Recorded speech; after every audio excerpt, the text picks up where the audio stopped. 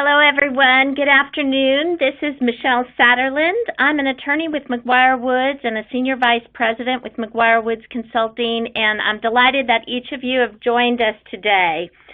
We've had a significant number of people register for this webinar, and given that it is a Friday afternoon, I think it speaks to the importance of the issue, and I know the citizens and the businesses of the Commonwealth are very interested in this topic. So before we get started, I want to quickly go over just a couple of housekeeping matters. The webinar is being recorded, and along with the slides that you'll see on presented, the recording and the slides will be sent out to all of you following the webinar. We're going to open with Delegate Bagby. We'll have 4 speakers who follow him. Each one of them will introduce themselves, and they'll have approximately 10 minutes to each individually talk about their particular subject regarding the reopening. If you have any questions, there is the capability to type in questions. To the extent that we're able, after the presentations, we will answer those questions. I'll direct them to the speaker if you put a particular name. Otherwise, we may be able to follow up in the coming week with some of the questions. So that is the housekeeping matters, and with that, I'd like to now introduce the Honorable Lamont Bagby from the Virginia House of Delegates.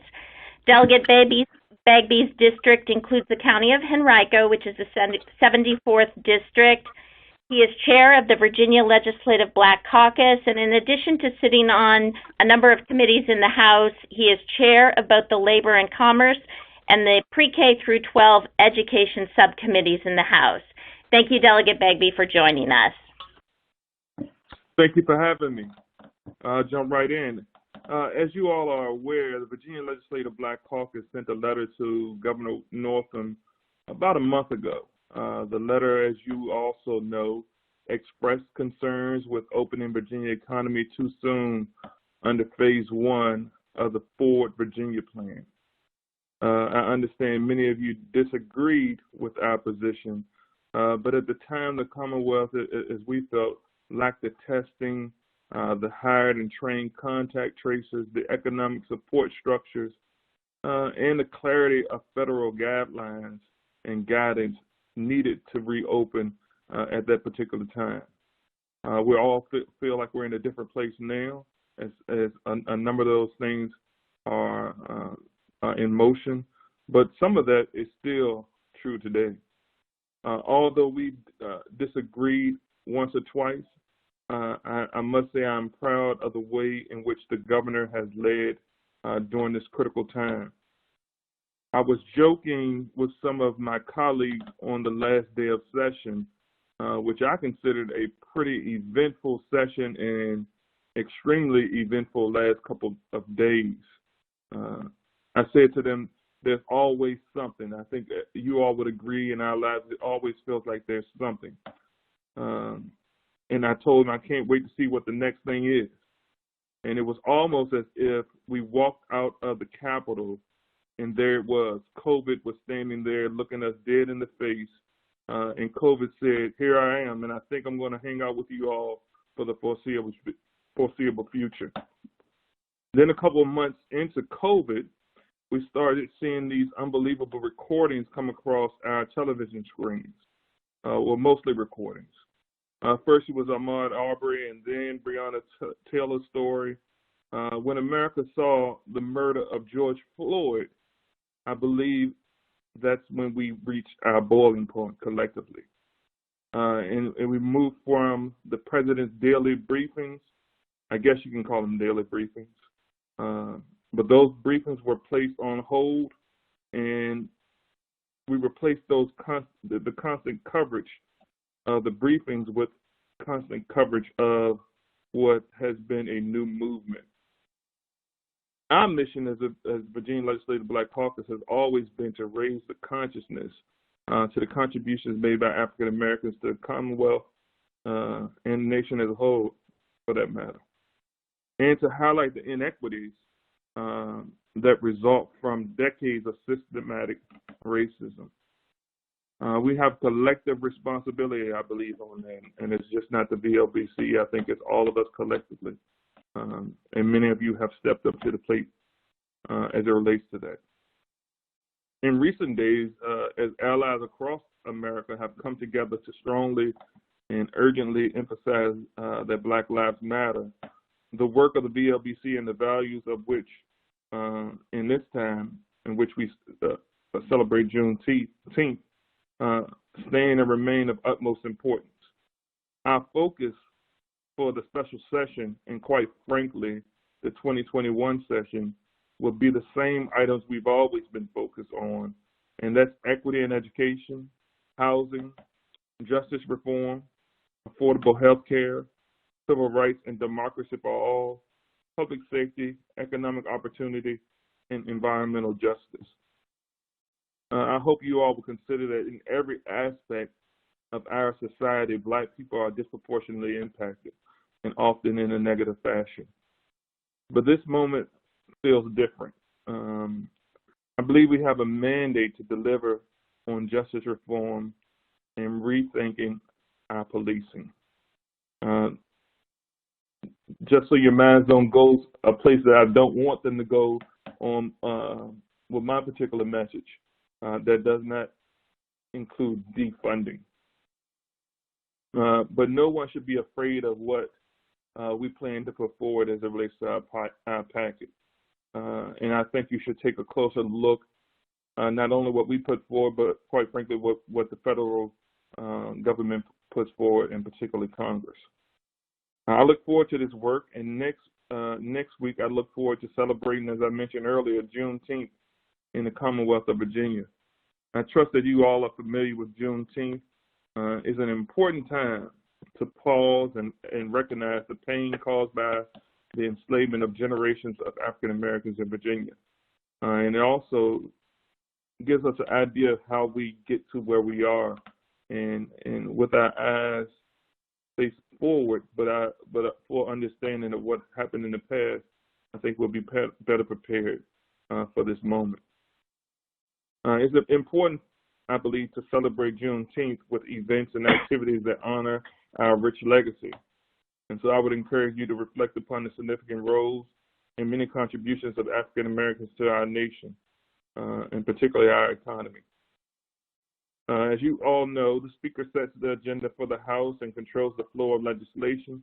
I'm confident that she will have more to say in the coming days related to the scope and flow of the special session. As she has already stated, the bottom line is we're going to move quickly during the special session. We will address concerns related to COVID, and we will address concerns related to justice reform. Shortly after the reforecasting, you should expect the General Assembly special session to be called. If there's no one that's going to tell on me, I really believe that that's going to be the last week of July, first week of August. And I want to reserve a little bit of time, and I want us to move along so I can stay on the line and take a couple of questions from those individuals on the call, because I don't want to speak directly to or get down into the weeds and take up a bunch of time on one particular area because that might not be beneficial to everyone. But I do want to say that so many individuals in the business community and in sort of the government relations arena that have stepped up to the plate and said, while we don't agree on everything, we do agree that this should be equitable and we should be focused on justice for all. And so there's opportunities for all of us to step up and do something. I've been extremely encouraged by how not even my generation, but the generation behind my generation has stepped up and wanted to be more mindful and play a greater role in what's going on, particularly as we shape the legislation that's going to impact so many in the Commonwealth. And it's important that we treat everyone citizens, law enforcement, members of your organizations with respect, and everyone should be heard. And I think we will end up in a better space because of it. And COVID has forced us to take a deep breath, focus on the things that are important, but it's also put a highlighter on some of the things that we have an opportunity to address. It's many things that we've been fighting for decades, long before I got into the General Assembly or even ran for school board. Things that individuals have been fighting for, and I stand on the shoulders of those great individuals, from education to wages and environmental justice. And so I'm excited about the work that we'll all do together. Hopefully individuals on this call that know me know that I am open to hearing from you, and I also hope that you understand that conversations with me may not always be comfortable, but the end goal is to make progress, and I think the only way that we do that is iron sharpening iron. So I do want to thank you all for allowing me to share with you today, and I look forward to hearing from others.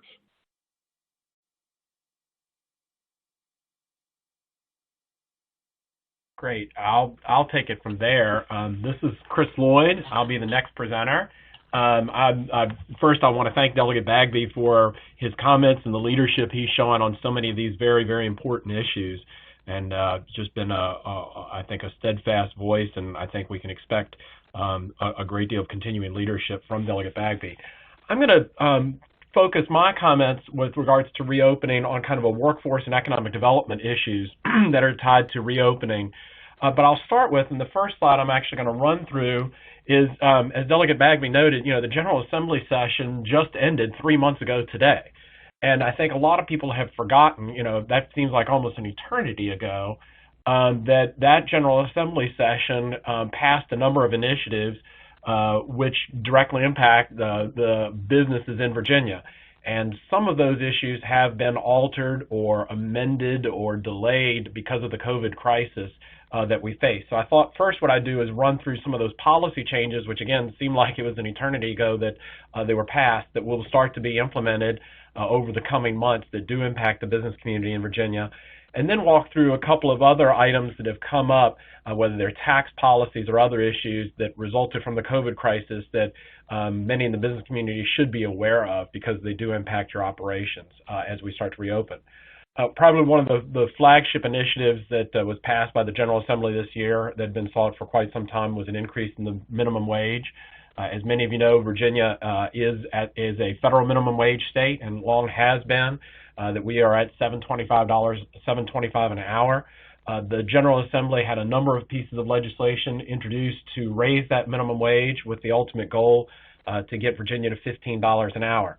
There was fairly extensive debate of the path that would follow, not only the timeline, but not only how fast it would happen, but also whether it would all go into effect at once in the whole Commonwealth, or since there is a great deal of economic disparity in Virginia, not only just the north-south split, meaning Northern Virginia versus the rest of the state, but also an urban-rural split in Virginia, whether it should all be implemented at once. So what was ultimately decided on by the General Assembly was a phased-in approach to minimum wage, and it was actually supposed to start a little bit sooner. It was supposed to start next year or at the beginning of next year. At the governor's recommendation when the General Assembly came back into session in April to deal with some of the not only his proposed amendments to bills, but also some of the ramifications of the COVID crisis, this policy was slowed down a little bit. So as you see in the slide, we will go from $7.25 to $9.50 an hour on May 1st of next year. Then that increases to $11 an hour at the end of or at the beginning of 2022, and then increases. Looks like, sorry, my slides got moved around there, to $12 an hour in 2023, and then goes to $13.50 an hour in 2025 and $15 an hour in 2026. Now, those two final increases in the minimum wage do require subsequent approval in the 2024 General Assembly session. And before the General Assembly acts to enact those that raise to $13.50 and $15 an hour, there has to be a study that is completed by a number of executive branch agencies that looks at this regional disparity issue and whether you should allow certain parts of the state that could be seen as adversely impacted from a business perspective by an increase in minimum wage, whether they may decouple from other parts of the state. So that study is supposed to be completed by the end of 2023 for presentation to the General Assembly for consideration for that vote in 2024. So the General Assembly in 2024 could continue to move forward on the path that was approved this year and move forward to $13.50 an hour and then $15 an hour. And then after the $15 an hour starting the following year, that you would tie increases to the Consumer Price Index, or the General Assembly could have a different path, and that would allow for some regional disparity on the minimum wage increase.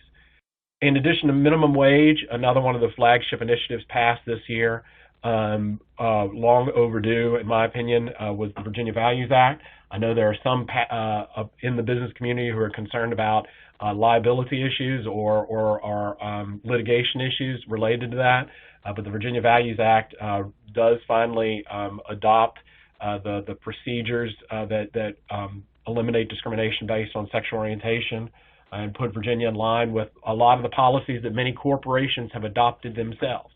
And so I think that was an enormous step by the General Assembly with obviously some issues. I know the business community still has some concerns about that. Those will have to be sorted out over time. But at least from a policy perspective, again, Virginia has started to align itself with where many corporations were already. There have been a number of concerns over time with regards to wage theft issues, and the General Assembly made some progress regarding that. There's also legislation that passed, was significantly different what passed from what was introduced, that requires employers to report to the Office of the Attorney General, that's what the OAG is, the Division of Human Rights, regarding the classifications of employees so that you can determine whether there is discrimination taking place, particularly based on salary, based on salaries based on minority status or gender in the workforce. There was legislation that was introduced, not only called Fair Share, which would have required employees working in a union shop, even if they were not members of a union, to pay their quote-unquote fair share of the union dues. That was defeated this General Assembly, as were the initiatives to repeal Virginia's long-standing right-to-work law. That has been used for a number of years as an economic development tool for the state. The business community did oppose that strongly. Both of those initiatives, again, fair share and right-to-work, were defeated in the General Assembly this year, but I think it's reasonable to expect to see those back in the future. Moving on to some of the next issues that were taken up during the General Assembly session, that have come up as a result of the COVID crisis following the General Assembly session, that people in the business community are worried about, one is obviously with the forced closures, disruptions of the supply chain caused by COVID. Any company who had negotiated an economic development package with the state is starting to worry about their ability to meet some of the performance criteria. So the state has not enacted a blanket policy on, whereas you've seen that in other states where they're just allowing companies to skip their commitments for this year. The state is trying to deal with those on a case-by-case basis. That if a company is still making good faith commitments towards meeting its job performance criteria or its capital investment criteria and just needs a little bit more time, the state will allow companies to do that. So that is in line with what most economic development agencies across the state, across the country are allowing. And obviously, I think that's it just reflects good practices. That again, if companies truly are still a going concern, then we should give them a little bit more time to perform. If those companies don't look like they're going to make it through this or are already in bad economic shape before the crisis, then the state should recapture the money that was given to those companies. The General Assembly has been a significant supporter for the past years, and in fact, Delegate Bagby has just been named as a member of the Go Virginia board. This is an entity that was a public-private partnership that was created in 2016 through leadership in the business community. to encourage Virginia localities to work together on their economic development and workforce issues. And fortunately, the General Assembly did fully fund that program. It's about $65 million over the next few years to support that regional collaboration on issues. And they've also enacted, the Go Virginia Board at its April meeting did designate $14 million of the monies that they have available to them to a COVID economic resiliency and recovery program, which makes it a little bit easier to tap those funds for conversion of businesses or other regional initiatives which help with COVID recovery. A number of communities at the local level have taken the CARES Act money that they've received from the federal government and also creating funds to support COVID recovery by small businesses. Chesterfield County here in the Richmond area is putting $5 million aside. Fairfax County is putting $30 million aside. You're seeing a lot of localities creating these grant programs, with many of those programs being rolled out literally this week, where applications are starting to go live. Today, the Department of Labor and Industry issued a draft emergency regulation under our occupational safety and health rules in Virginia that require additional reporting and monitoring, as well as additional protections for workers in particularly vulnerable occupations that are potentially to be exposed to COVID. Those regulations, the draft regulations, just went live a few hours ago. The board, the State Health and Safety Board, will be holding a public hearing on those on the 24th for review. So for those of you who do have workplaces that are covered by Virginia OSHA regulations, you should definitely pay attention to those rules because they do require a significant increase in reporting, particularly for, again, high-risk occupations, not only reporting but also additional safety precautions to be taken. A number of localities have passed various tax policy adjustments, as well as the state. For those of you who who fill out your own tax forms, you know usually you file your Virginia forms on May 1st. You were given until June 1st to file. And then a number of localities require your property taxes to be paid in June, and a number of localities have pushed that back several months or are waiving penalties and interest associated with property taxes. So again, it's worth checking with your locality to see if you have the ability to preserve cash in the short term by taking advantage of some of these. As Delegate Bagby noted, there is a great deal of uncertainty with regard to the state budget going forward, although we did receive some good news yesterday in that income tax withholding is holding up a little bit better than forecast. So we thought we were going to end the fiscal year with $1 billion gap. It could be less than that by a couple of $100 million. We won't know, obviously, for a few weeks on that. But again, the state fiscal situation may not be as dire as feared, but it is still very bad. And as many of you are aware, shifting to the federal arena very quickly and close, is that Congress has adopted some extensions on the deadlines for the Paycheck Protection Program, and then a lot of people are looking to Congress for addressing liability issues related to reopening. And with that, we'll welcome questions at the end, and we'll turn it over to my next colleague. Thank you so much. Thanks very much, Chris, and appreciate the opportunity to be with you all today. I'm Peter Farley. I'm a partner in our labor and employment group here and work both here in Richmond and out of our Atlanta office, and also have had the pleasure of being the co-leader of our COVID-19 response team here at McGuireWoods. So really appreciate the opportunity to talk with you all.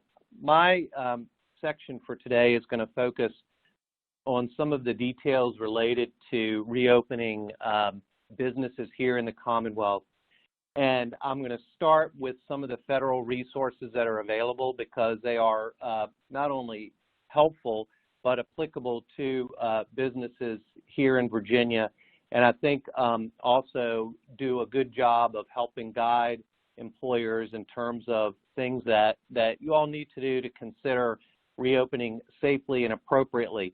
I've been telling clients, one of the things that it felt like when we had COVID-19 come along is that the whole economy, all of business, society crashed into this pandemic and closed very abruptly. And so whether or not there is a second wave, what happens down the road, we want to make sure that we're prepared and that we can adapt appropriately. This first slide has information related to the CDC Resuming Business Toolkit. I would encourage you, if you haven't had a chance to do so, to spend some time looking at this checklist and going through the CDC materials. They are extremely helpful from the standpoint of understanding how you can prepare your workplace to be safe, how you can prepare your employees to feel safe, that they're coming back to a safe workplace, and also additional measures that are available and that you can take to operate effectively as we move through the summer months and into the fall. Some of the details in the CDC Restart checklist include, preventing and reducing the transmission of coronavirus to employees. This involves health checks such as temperature testing, a hazard assessment of the workplace, and making sure you have an action plan and a response plan if you have an active or confirmed case. If you have not developed policies or procedures that deal with what you're going to do and how you're going to reopen and how you're going to deal with a positive case, we would recommend that you do so in order to be able to follow a consistent approach. And I'll talk about the importance of that in a minute, but it is helpful to be able to have that kind of a playbook to go to. Certainly, maintaining healthy business operations, having someone involved with coordinating your response, revisiting sick leave and flexible leave policies, and ensuring appropriate social distancing, as well as the appropriate and necessary cleaning that you'll need to implement. The CDC's got great resources on this, but just to keep in mind at a high level, these are things that that are important for all businesses to ensure that they can reopen effectively. Some specifics on a few things that you may be seeing or hearing about. For example, with temperature checks, it's important to consider, where and how you're going to do that, and being mindful of whether or not the time that a temperature check may take, if the employer is going to administer it, would be considered de minimis, or it might be compensable time. Off-the-clock claims in the employment context under the wage and hour laws are very common, and so we want to make sure that we monitor and manage how that's going to be done. In addition, you could ask your employees to self-monitor their temperatures as well, and we've worked with folks that have done that. Additionally, you want to think about some of the logistics regarding temperature checks, as we note here on this slide, about where it will be done and social distancing for that. Some additional recommendations that you may want to consider in terms of various specific issues regarding your workplace is whether continued work at home is appropriate. That'll certainly be something that I think a lot of employers will want to follow. Isolating employees or reconfiguring workplaces, shifting breaks and meals, and reconfiguring workplace areas. Those are all things and others that employers can take to help keep the workplace safe. A lot of companies have implemented partitions and flexible screens. We've seen that a lot at retail and grocery stores and what have you. Some manufacturers are also finding that those are feasible ways to help ensure social distancing and distancing from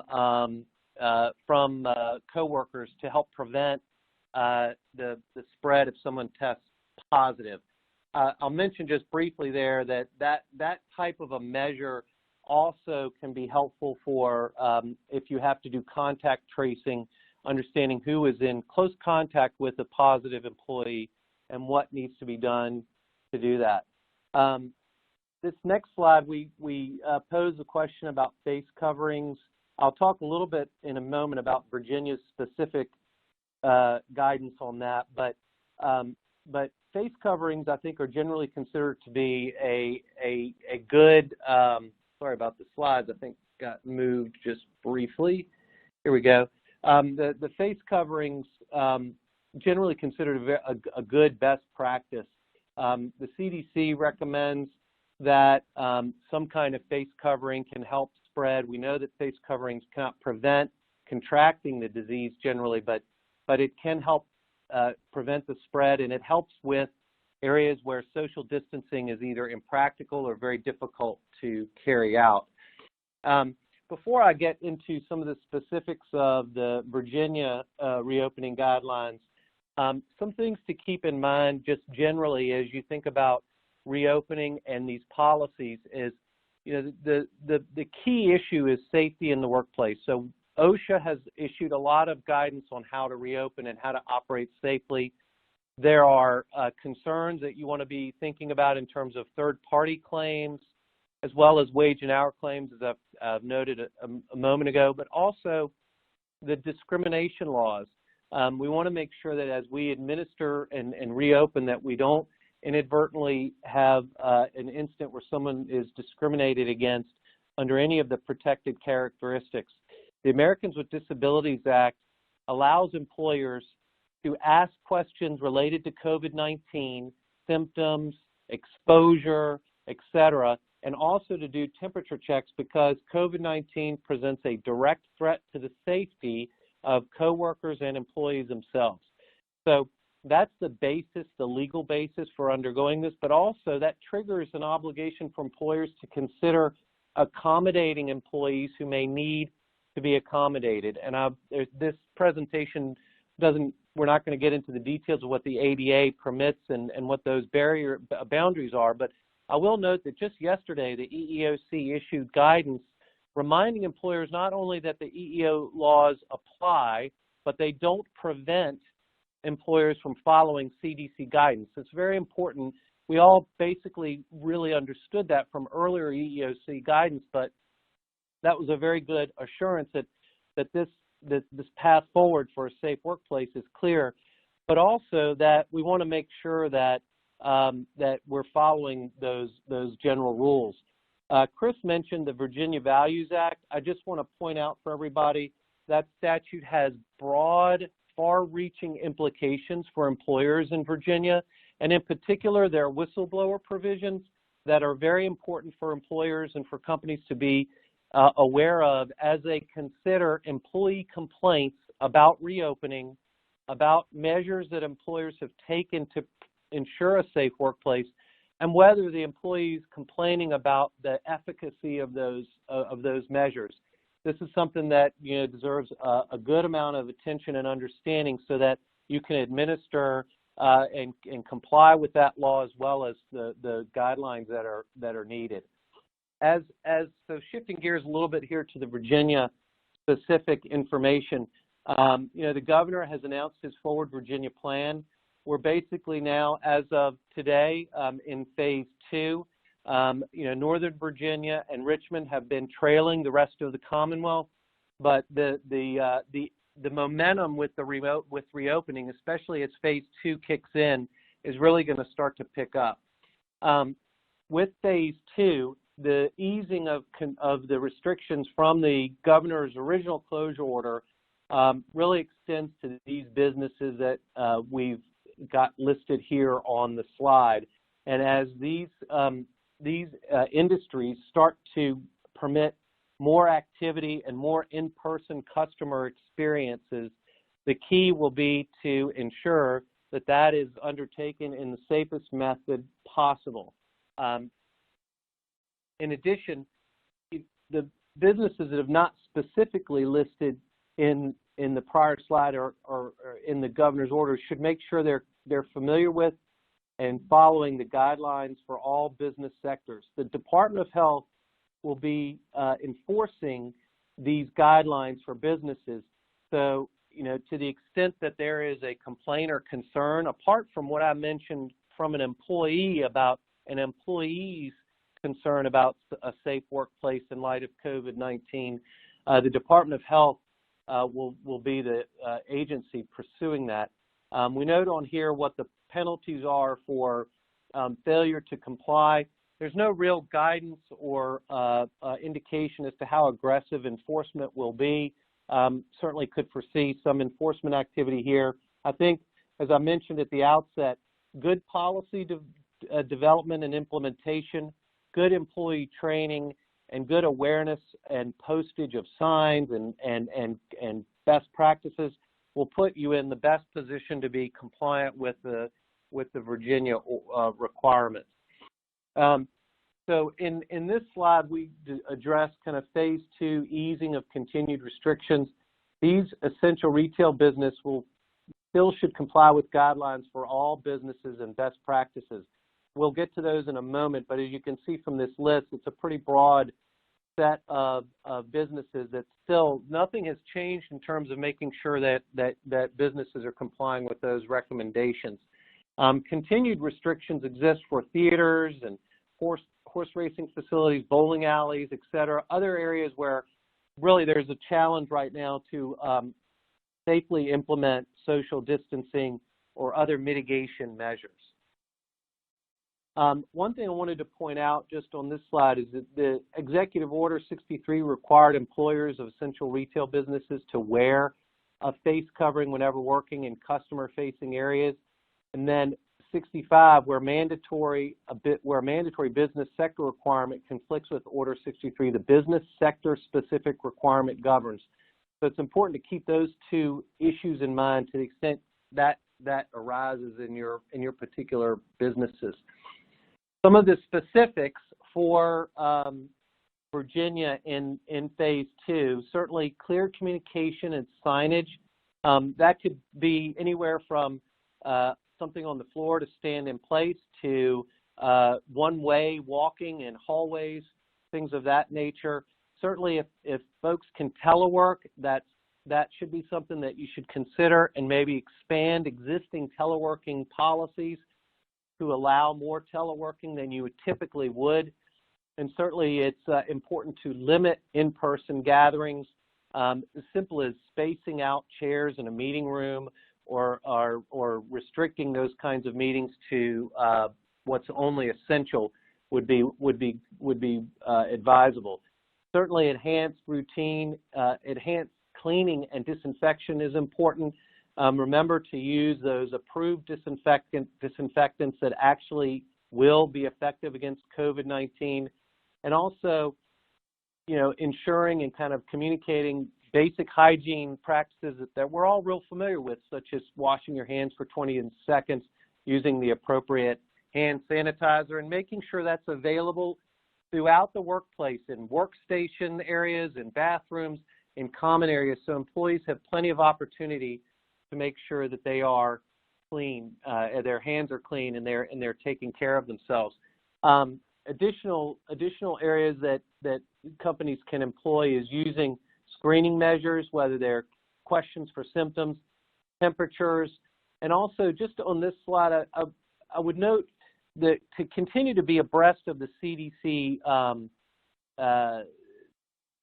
symptoms for COVID-19. They have changed over the last several weeks.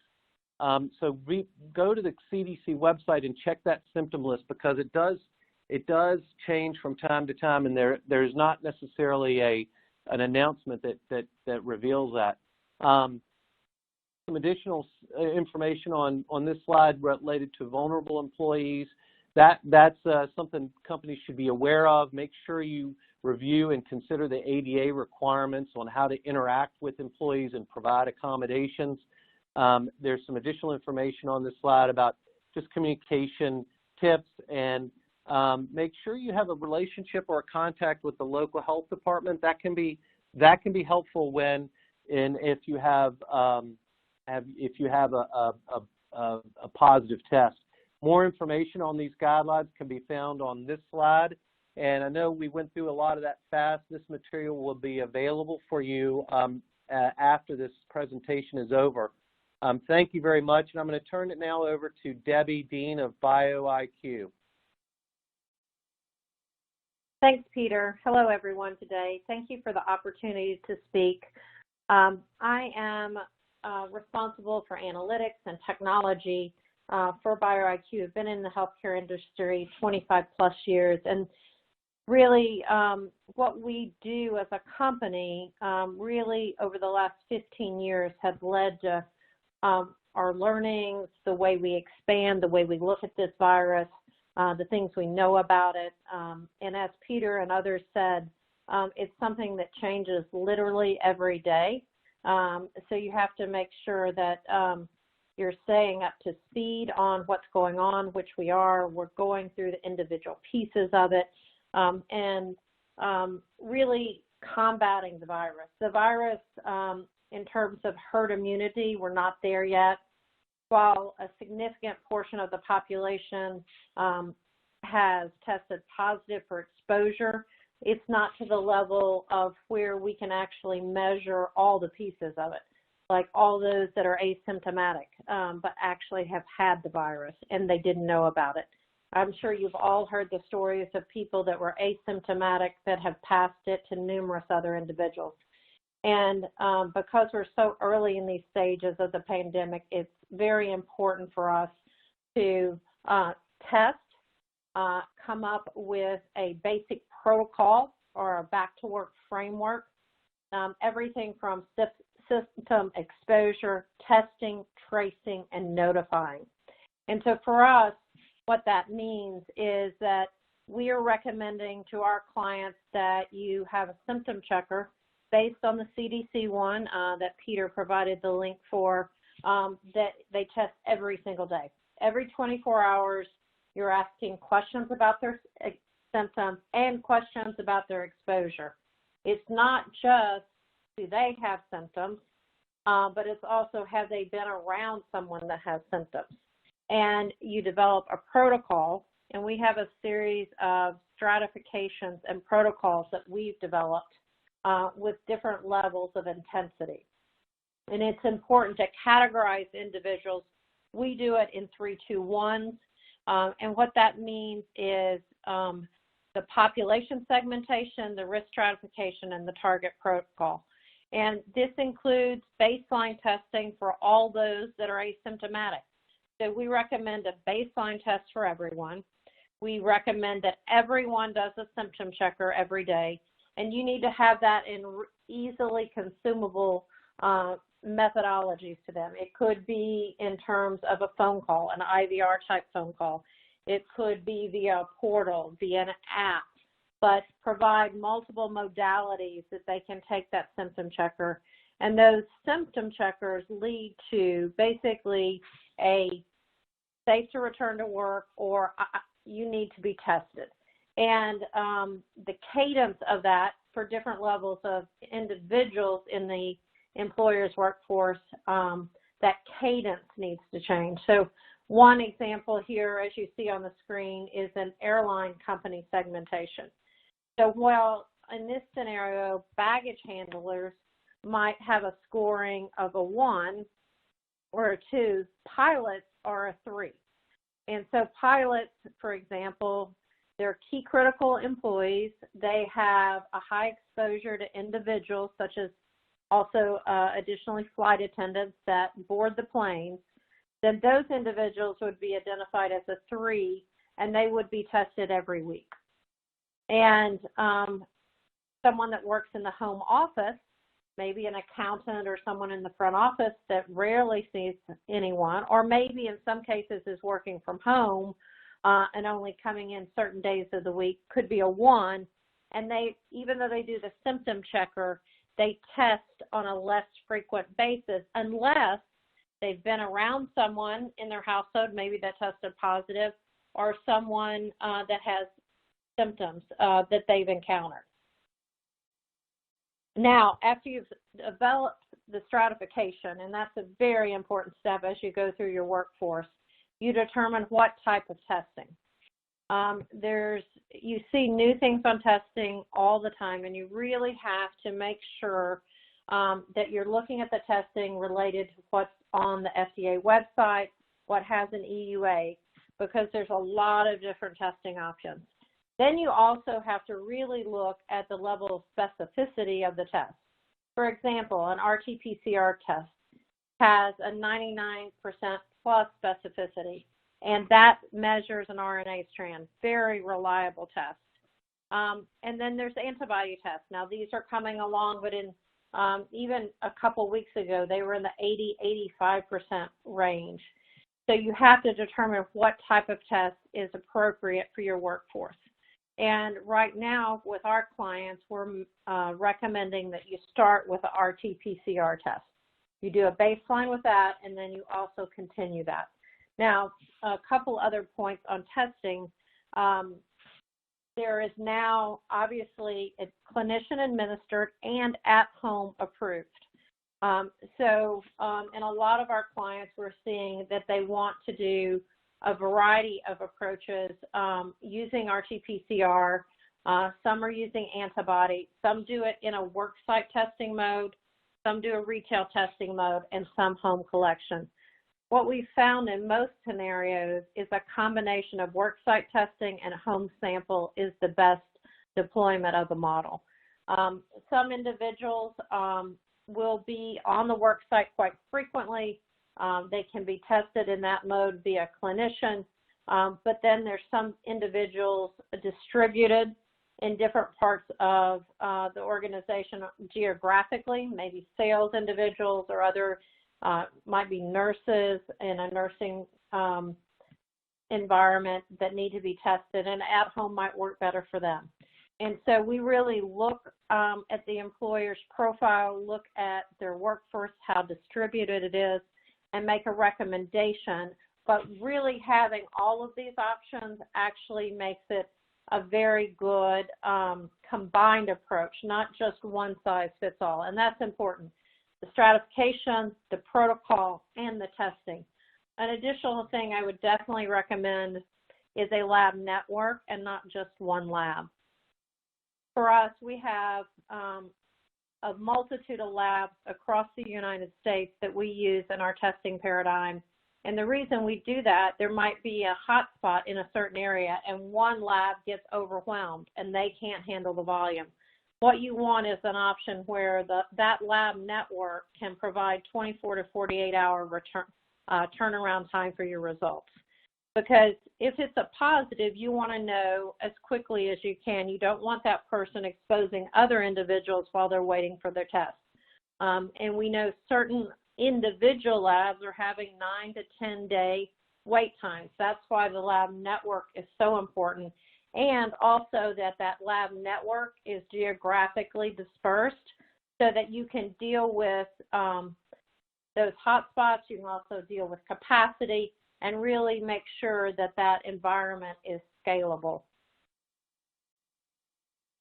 Which test to use, as I talked about, RT-PCR is our current recommendation. There's more testing coming on the market literally every day. We have a clinical advisory board, 3 clinicians internally, as well as Regina Benjamin, past Surgeon General, Dr. Michael Bauer, who is a pathologist that is registered in all 50 states, licensed in all 50 states, and really rely on their expertise to recommend when it's time to shift from one test to the other, what tests are appropriate for what population. Again, not one size fits all. Additionally, some labs have actually recently, as of this week, released the option that you can have a COVID-19 test that also includes from that specimen flu A/B, parainfluenza 1, 2, 3, and 4, and other respiratory viruses.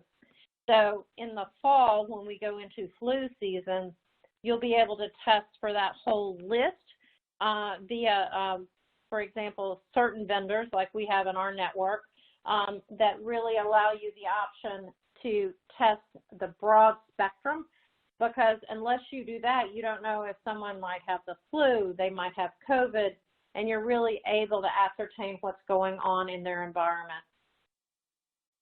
Contact tracing and notification, you have to be able to trace and track who they've come encountered with so they can receive notification. As Peter spoke about and others, EEOC, OSHA have actually laid out guidelines for how you do that communication. What we've found in some of our clients, some people are using wearable devices, but additionally, some are integrating into badge systems like the Motorola badge system, where you actually can, depending on how the test result was or the symptom checker that they'd been exposed to someone, you can deactivate a badge for entry into the workplace, so that it's a real easy way to trace and notify individuals of important facts that they need to know about. And this notification can be person to person, obviously anonymous tracing, and it can be integrated, as I was speaking, into the protocol frameworks such as badge systems, which we found to be one of the best ways, either that or a time card system, which is something that they have to use every single day to enter the workplace. Targeted protocols, low-risk segment items, high-risk segment items, as I mentioned earlier. It's very important that you use these types of criteria and take into account the stratification for the individuals, but you need all of these elements to have an effective testing and safely reopen strategy. Not just one thing, not just temperature check will do what you need, not just one test will do what you need. It needs to be a continual protocol that you deploy. And then you look to the FDA for those tests that are approved, and those that have the lab network and the fulfillment capabilities, such as BioIQ, that can actually really engage and deploy a methodology on a technology platform that allows turnkey solutions for what you need in your workplace, and integrate options such as the nursing component that's needed, maybe a retail component that's needed, so that the combined strategy really accomplishes what you need and really makes a difference so that you have a safe workplace. Thank you, everyone. I'm going to turn it over to Jason now. Yeah, thank you very much. My name is Jason Hickey, and I'm with Image API, and I'm going to take just a few minutes and talk about, remote workforce considerations. One of the things that we've seen probably over the past 10 years or so with some of the organizations and agencies and companies that we've worked with is there's been a slow path to sort of organic support for remote workforce. And obviously what we're talking about is businesses and work streams that are not physically site dependent. Obviously you wouldn't have a remote workforce for a gas station or a restaurant and those kind of things. But those business processes where we can do that work remotely, we're seeing more support for remote workforce. And then all of a sudden, when the COVID-19 hit, it became a real wake-up call for many organizations, quite frankly, around the world. And they had to take immediate action. Employers were whiplashed into a situation where we were forced into a remote workforce scenario when COVID hit. And so what we're seeing is evidence around how this changed how people conduct business, and so how they'll conduct business in the future. So even as we reopen, and Peter talked about this a little bit earlier in the webinar, even as we reopen, we will still see more work from home and work remote scenarios for a lot of different reasons. You may have some folks that have compromised immune systems or perhaps family issues that suggest they need those kinds of accommodations. We're also seeing some businesses have found that perhaps they were overinvested in brick and mortar office space. And so this is a real opportunity to operate more efficiently in a remote scenario. So whatever the reason, we can use this as a learning experience and get ourselves prepared. And we understand that we can conduct business in a virtual environment. So one of the things that we found that as the organic support for remote work is that it's a real culture change. And I'll share a story with our team here at Image API. We started a journey probably about a year ago before the pandemic hit. We took some steps on purpose to operate purely as a digital organization. So we converted paper processes to digital, such as HR, human resources, and employee files were all digitized. We brought our hiring process online. We even went so far as to hire folks on purpose that were not going to be in our office. And our culture team started what they called Workaway Wednesdays, where everyone in the company on purpose worked remotely on Wednesdays. And what that did was it forced us to begin to look at how much paper we were producing and how many things that tied me to the office, and begin to aggressively weed out those tendencies. And so we began to think differently about how we work. So when we received word when the COVID hit, and because of the pandemic, we were able to get up the next day and continue our work remotely, without interruption. So for many businesses and agencies out there, this was not the case. Many were unprepared, and quite frankly, maybe they didn't have the infrastructure in place to accommodate a remote workforce. Team members perhaps did not have access to tools or documents or on-premise solutions that they needed.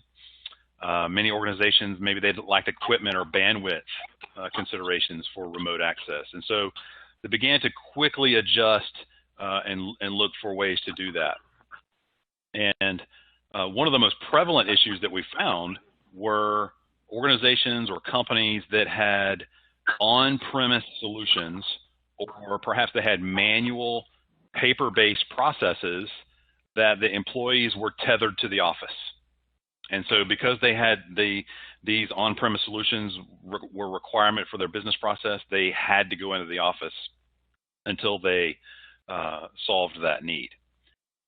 So one of the things that we ask many of the organizations that we work with is we ask this question, and this is really key. We ask, do you want cloud-based solutions, or do you want premise-based problems? And so for businesses that are not physically site-specific, we can identify work streams that can be done remotely.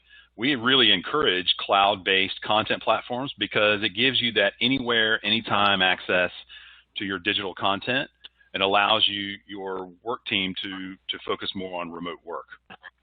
And so, we encourage everyone listening to the webinar to review your existing disaster recovery and business continuity plans. And we really think that's essential to having organizations stay prepared. And so part of that plan should include actively remediating things that have prevented our business from having a nimble remote workforce during this pandemic. Things like we want to look at cloud-based technology and eliminating risks associated with premise-based and paper-based solutions. And so those of us that live and work around coastal states, we think differently about our continuity plans when there's a named storm off the coast. And so similarly, we've seen things like this pandemic, those kind of the times where everyone knows that those things need to be done, those planning and continuity, but sometimes it gets pushed down on the priority list until it's forced upon us.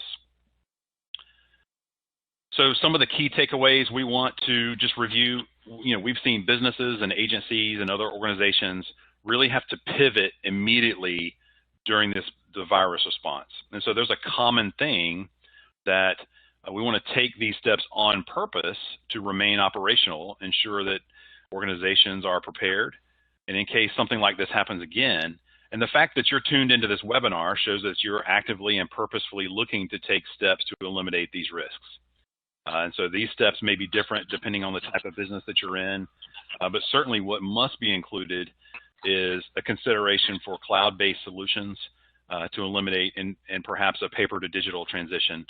And then reaching out to public and private partners that could help you accelerate those plans and really put those into action. And so those are some of the things that we looked at as we navigated through the pandemic, and then some of the key takeaways that we've done that as well. And then with that, I'll hand it back to Michele and Kara for questions. Thanks, Jason, and thanks so much to all of our speakers, particularly Delegate Bagby. We appreciate you giving us time to spend with us this afternoon and talk about issues. We've had, our time is limited, and just to be clear, I know we've had a couple of questions. Will we have these slides available? Yes, the slides and a recording of this webinar will be sent out to everyone who has attended today, so watch your inboxes for that. We've had a couple of questions, but with the limited time, we'll grab one. This one is for Peter Farley. And Peter, what it asks is if you can explain further how a company can engage with employees and comply with the ADA on these these issues. So Peter, if you can take that one, and then other questions that we have, to the extent we're able, we'll follow up afterwards. Thanks, Michele. So as I was mentioning earlier, the ADA allows an employer to take steps to maintain a safe workplace and avoid a direct threat to coworkers. The direct threat standard is one of whether there's a significant risk of substantial harm to either the employee or the employee's coworkers. And there are basically 4 steps you look to there: the duration of the risk, the nature and severity of the potential harm, the likelihood of the harm to occur, and the imminence of potential harm. So what that really means in day-to-day terms is that if there is an issue, you are obligated under the ADA to engage in a conversation with the employee to understand the circumstances that are threatening that employee or of concern, and then work to see if there's a reasonable accommodation. So that is the process. And just to close, the ADA, as the EEOC has indicated in guidance, allows you to ask employees questions about symptoms and exposure. Debbie mentioned some of this. A great way to help mitigate potential risk to coworkers and the spread as you reopen. Thank you, Peter. And we are at 2:01, so we're 1 minute past the promised hour that we would keep this webinar to. There is contact information on the slides for each of the individuals who spoke today. We'll have a little bit of information regarding the various companies. So we'll get that to all of you. And again, thank you all for participating, and thank you to our speakers. This was very informative and helpful information. Thank you. And goodbye, everyone. Take care.